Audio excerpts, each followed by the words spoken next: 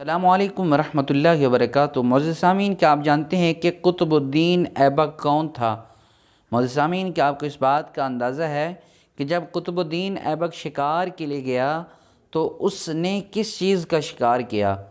معزز سامعین، کیا آپ کو اس بات کا علم ہے کہ قطب الدین ایبک نے خود کو قاضی کے حوالے کیوں کیا تھا؟ معزز سامعین، کیا آپ کو اس بات کا علم ہے کہ قاضی نے جو فیصلہ کیا اس کے بعد قطب الدین ایبک نے اپنا خنجر نکال کر قاضی کو کیوں دکھایا؟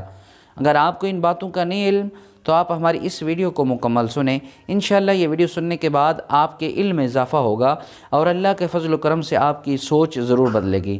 معزز سامعین، کہتے ہیں کہ قطب الدین ایبک ایک ایسا بادشاہ تھا، جب وہ شکار پر گیا تو اس نے تیر چلایا اور غلطی سے وہ تیر کسی اور کو جا کر لگا۔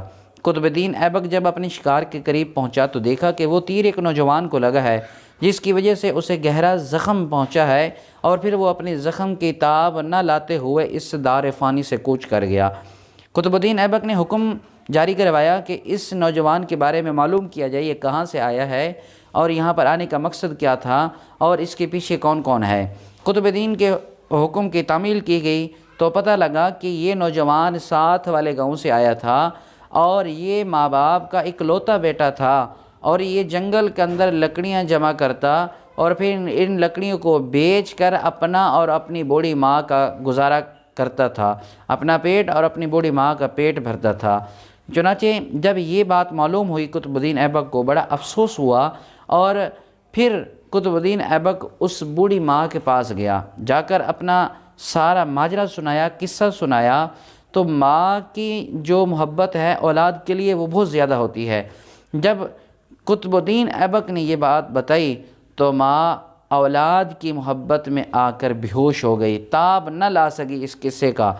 چنانچہ قاضی کے حوالے خود کو کیا۔ قطب الدین ایبک نے اپنے آپ کو قاضی کے حوالہ کیا اور سارا قصہ اور یہ ساری بات بتائی، اور کہا کہ میں مجرم ہوں، میں سزا کا حقدار ہوں، مجھے سزا دی جائے۔ قطب الدین ایبک نے جب اپنے آپ کو قاضی کے حوالے کیا تو اس وقت قاضی صاحب نے اس نوجوان کی بوڑھی ماں کو بلایا عدالت کے اندر۔ جب وہ بوڑھی ماں عدالت کے اندر آ گئی تو قاضی صاحب نے کہا یہ مجرم ہے اور میں اس مجرم کو آپ کے حوالے کرتا ہوں، جو آپ مناسب سمجھیں اس کو آپ سزا دے دیں۔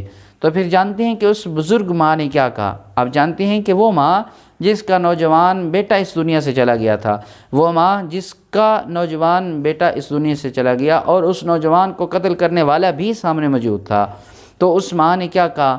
اس ماں نے کہا ایسا بادشاہ پھر ہمیں کہاں سے ملے گا، ایسا انصاف پسند اور عدل کا بول بالا کرنے والا بادشاہ کہاں سے ملے گا، جس نے قتل بھی کیا ہے، غلطی سے قتل ہوا ہے اس کے تیر سے، اور اس نے خود کو عدالت میں پیش کر دیا، اس نے خود کو قاضی کے سامنے اپنے آپ کو پیش کر دیا۔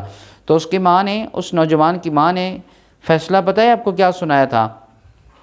تو اس نوجوان کی ماں نے یہ فیصلہ سنایا ہے، میں اس کو سزا یہ دیتی ہوں، آج کے بعد قطب الدین ایبک میرا بیٹا ہے اور میں اس کی ماں ہوں، یہ اس کے لیے سزا ہے۔ چنانچہ اس بزرگ ماں نے، اس بزرگ عورت نے قاضی صاحب سے کہا میں اسے کوئی سزا نہیں دینا چاہتی، آپ اسے باعزت بری کر دیں۔ تو قاضی صاحب نے قطب الدین ایبک بادشاہ کو باعزت بری کیا۔ جب جانے لگے تو قاضی صاحب نے، آپ جانتے ہیں کہ قاضی صاحب نے کیا کہا قطب الدین ایبک کو؟ کہا اگر تم عدالت کے اندر آ کر اپنے آپ کو بادشاہ ظاہر کرتے تو کبھی بھی میں تمہارا یہ مقدمہ اس بوڑھی ماں کے حوالے نہ کرتا، بلکہ میں خود تمہیں سزا دیتا۔ تو اس وقت قطب الدین ایبک نے اپنی پیٹھ سے خنجر نکالا اور کہا قاضی صاحب اگر آپ میرے ساتھ مجرم والا رویہ نہ کرتے تو میں آپ کو اس خنجر سے خود قتل کر دیتا، اگر تو میری بادشاہی کا لحاظ رکھتا، مجرم والا رویہ نہ اختیار کرتا، تو آج میں تیرے کو اپنی تلوار کے ساتھ قتل کر دیتا، اپنی اس خنجر کے ساتھ مار دیتا۔ یہ تھے انصاف کا بول بالا کرنے والے بادشاہ، یہ تھے انصاف پسند بادشاہ، یہ تھے عدل کو پسند کرنے والے بادشاہ۔ یاد رکھیں دین اسلام کے اندر وہ لوگ اللہ کو پسندیدہ ہیں جو محبت، بھائی چارگی اور آپس کے اندر الفت اور برابری کا درس دیتے ہیں۔